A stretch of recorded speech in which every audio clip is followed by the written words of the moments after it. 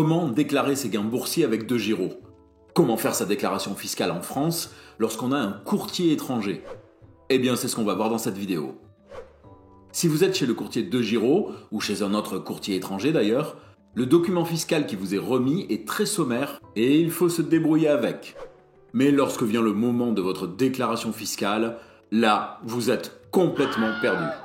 D'un côté, vous avez un document très synthétique, et de l'autre, des tas de pages, d'annexes, de cases et d'appellations qui vous donnent envie de laisser immédiatement tomber. Sauf que, si vous ne déclarez pas vos gains en bourse, dividendes et plus-values, vous allez avoir de très gros problèmes avec l'administration fiscale. Et si vous déclarez mal, vous risquez de payer plus que ce que vous devez. Mais pas de panique. Dans cette vidéo, on va faire cette fichue déclaration étape par étape. On va voir comment déclarer votre compte, vos plus-values et vos dividendes, le tout sans se prendre trop la tête. Et en fin de vidéo, je vous donnerai le petit truc que tout le monde oublie et qui peut faire baisser drastiquement la note. Du coup, on y va? Allez, on y va!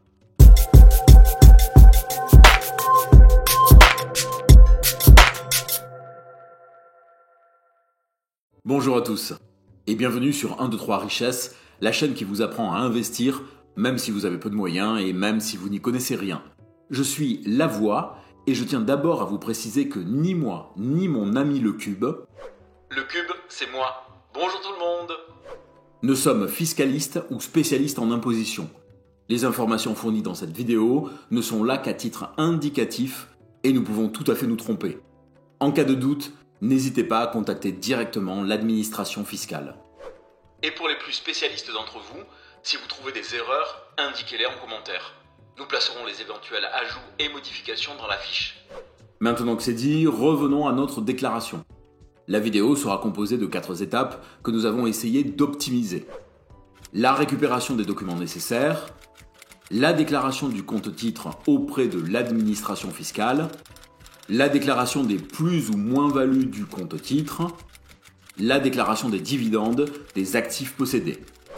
Et en guise de bonus, je vous donnerai la petite astuce qui peut réduire, si vous êtes éligible, le montant de votre imposition. Mais avant ça, vous pouvez commencer par vous abonner à la chaîne. Chaque semaine, nous publions une vidéo pour vous aider à faire fructifier votre argent et maximiser vos investissements. En vous abonnant, vous ne manquerez pas un seul épisode. Et maintenant que c'est fait, commençons par notre première étape, récupérer les documents.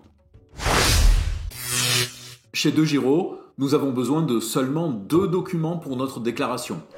Les informations d'identification du compte chez le courtier et la synthèse des gains et des transactions réalisées sur le compte-titre. Ces 2 documents se trouvent au même endroit. Donc, connectez-vous à l'interface de votre compte. Ensuite, dans la barre de menu à gauche, sélectionnez Courriel, puis Documents et enfin Rapport. Là, on va choisir le rapport de l'année N-1. Donc, en 2023, on télécharge le rapport annuel 2022. Ensuite, téléchargez également les informations générales les plus récentes. Une fois ces documents téléchargés, vous en avez fini chez DEGIRO. Auprès des impôts, 2 types d'éléments seront à récupérer. Les différents formulaires ou annexes nécessaires, la notice du formulaire 2047 que vous trouverez sur Internet.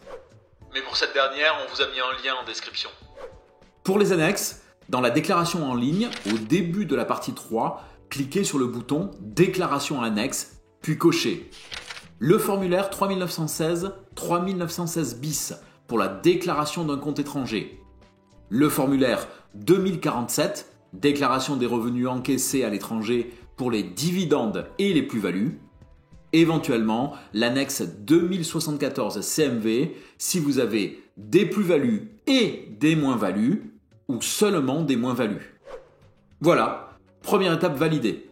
Passons à l'étape 2, déclarer son compte-titre. La totalité de la déclaration fiscale se fait sur le site impôt.gouv.fr. Pendant la procédure, vous pouvez revenir sur n'importe quelle étape, passer d'un document à un autre, voire même fermer la session avant d'y revenir plus tard. Dans un premier temps, vérifiez les informations des 2 premières parties. Cliquez sur Suivant à chaque fois que c'est bon. Lorsque vous êtes sur l'étape 3, cherchez l'option divers comptes à l'étranger, revenus de sources étrangères. C'est ici qu'on va déclarer le compte-titre en cochant le formulaire 3916 bis. En fait, ce n'est pas un, mais deux comptes qu'on va déclarer. En effet, DEGIRO est situé aux Pays-Bas, mais la banque permettant les transferts de fonds est, elle, située en Allemagne. Sélectionnez le formulaire 3916 bis dans le menu qui apparaît à gauche, puis dans la partie en bas, combien d'autres comptes ou contrats de capitalisation supplémentaire voulez-vous déclarer, notez 2, puis passez sur suivant.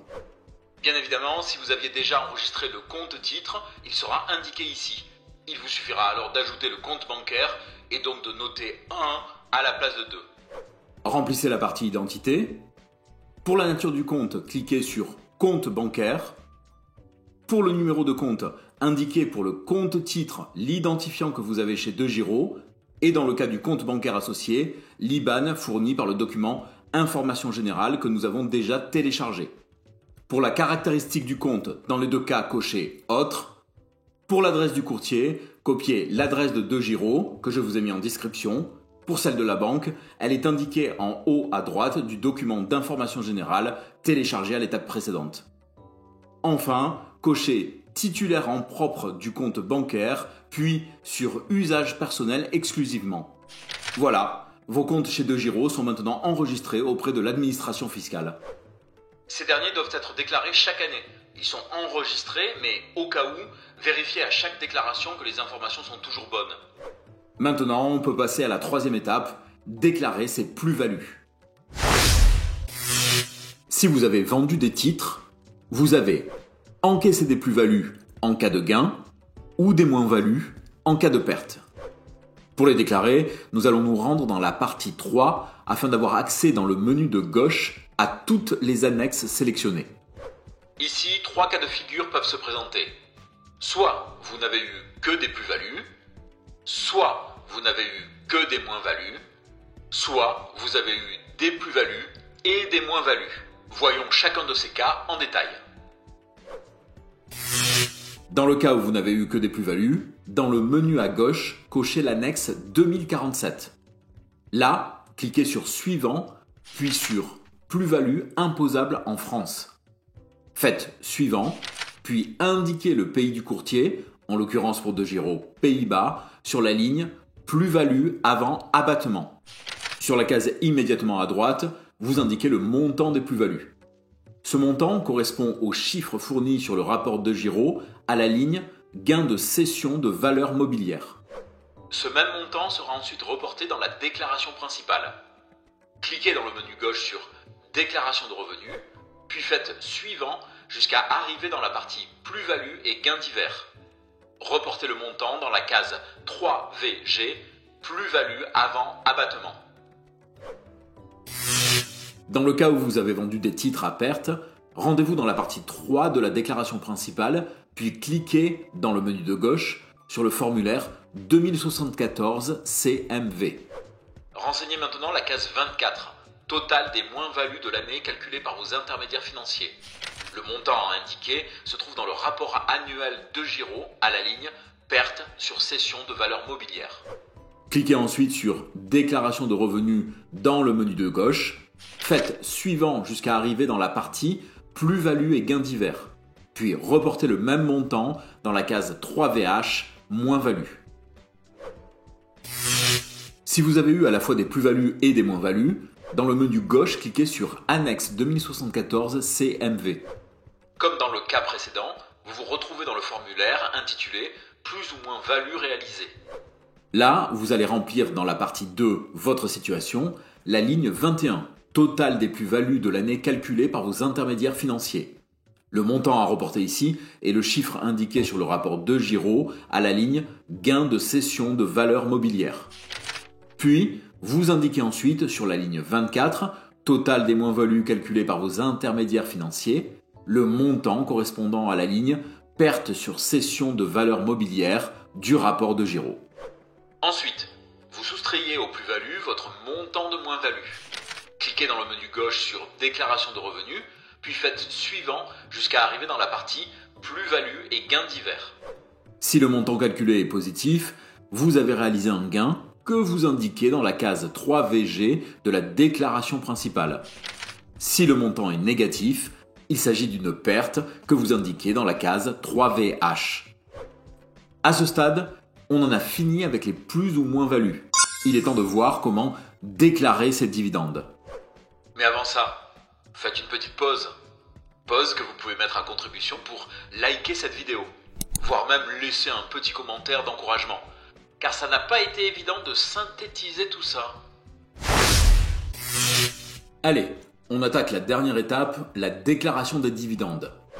En fait, les dividendes perçus ont déjà subi un prélèvement à la source par les pays d'origine des titres possédés. Pour éviter une double imposition, il faut donc déduire les montants déjà prélevés. Pour cela, on va avoir deux cas de figure. Les dividendes perçus auprès de sociétés françaises, les dividendes perçus auprès de sociétés étrangères. Donc, si vous avez reçu des dividendes de sociétés françaises, utilisez la fin du rapport de Giraud pour retrouver les sociétés en question, puis additionner les dividendes reçus.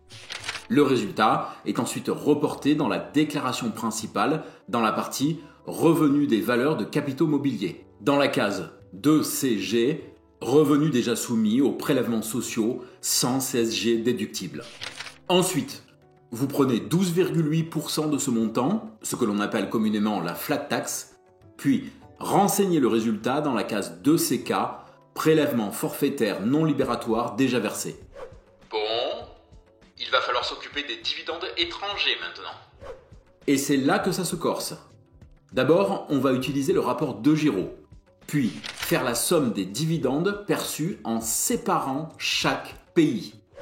Par exemple, j'additionne tous les dividendes reçus de chaque société américaine que je détiens en portefeuille. Ensuite, on va appliquer la même procédure par pays, mais pour les impôts qui ont déjà été prélevés. Ce montant est indiqué entre parenthèses à côté du montant des dividendes.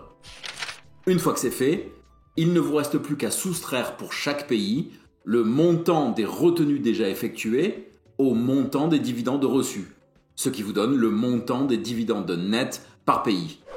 C'est donc pratique, je te jure. Attends, c'est pas terminé. Maintenant, on va accéder au formulaire 2047. On coche Revenus des valeurs et capitaux mobiliers imposables en France.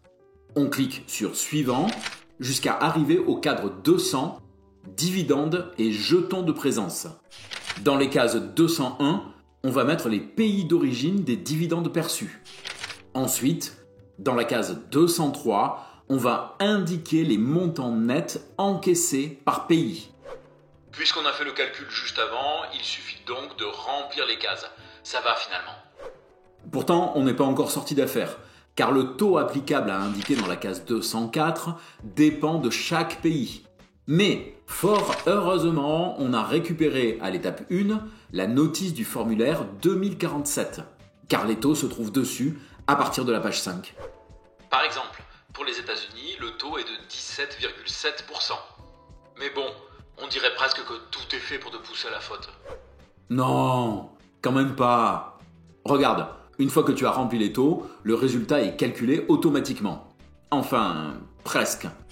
Car il faut quand même remplir la ligne 206 pour indiquer les impôts déjà prélevés par pays.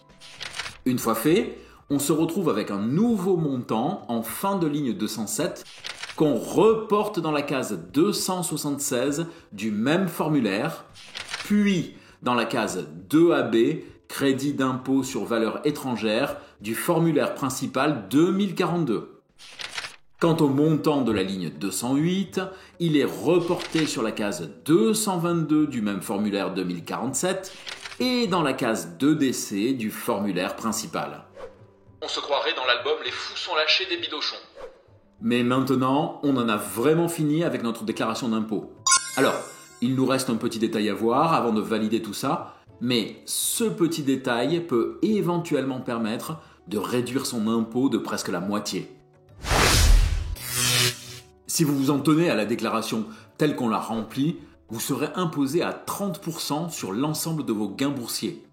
Mais il est possible de faire baisser ce taux. Et là, il va falloir qu'on parle d'abord des différentes options dans une déclaration de revenus. En France, la fiscalité globale se scinde en deux éléments. Les prélèvements sociaux d'une part et l'impôt sur le revenu d'autre part. Ce que l'on sait moins, c'est que sur cette base, deux options sont possibles. Vous pouvez opter pour le PFU, prélèvement forfaitaire unique, comprenant 17,2% de prélèvements sociaux, puis une imposition à 12,8%, ce qui grève vos gains de 30% au total. Si vous ne faites rien, c'est cette option qui sera automatiquement appliquée. Mais vous pouvez aussi opter pour l'imposition au barème, qui dépendra donc de l'ensemble de vos revenus. Dans ce cas, les prélèvements sociaux ne changent pas, mais la seconde partie est calculée sur la base du barème progressif de l'impôt sur le revenu, ce qui change complètement la donne. Le barème progressif varie de 0 à 45%. Le mieux est donc de faire des simulations pour voir quelle option est la meilleure pour vous. Mais bon, si vous avez de faibles revenus, globalement dans les tranches marginales d'imposition allant jusqu'à 11%, ou si vous n'êtes pas imposable, l'option d'imposition au barème restera sans doute la meilleure. Si c'est votre cas, cochez alors l'option de la case 2OP de la déclaration principale et vous pourrez ainsi réduire drastiquement le montant de vos impôts. Et voilà les gens, j'espère que ce contenu vous aura été utile. Si c'est le cas, n'hésitez pas à commenter, liker, puis partager pour aider à la diffusion de cette vidéo. Mais surtout, si vous ne l'avez pas déjà fait, abonnez-vous pour suivre tous nos épisodes, sans oublier d'activer cloche et notifications. Et si vous avez fini de remplir votre déclaration d'impôt, pourquoi ne continueriez-vous pas votre parcours dans le monde de l'investissement ? Du coup, on pourrait se retrouver dans l'une des vidéos qui va s'afficher à l'écran. On dit ça ? Allez, on dit ça.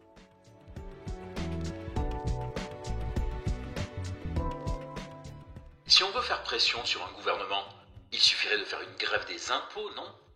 D'autres ont déjà eu cette idée. Pourquoi crois-tu que le prélèvement à la source a été mis en place ? On s'est fait avoir alors. Ben ouais.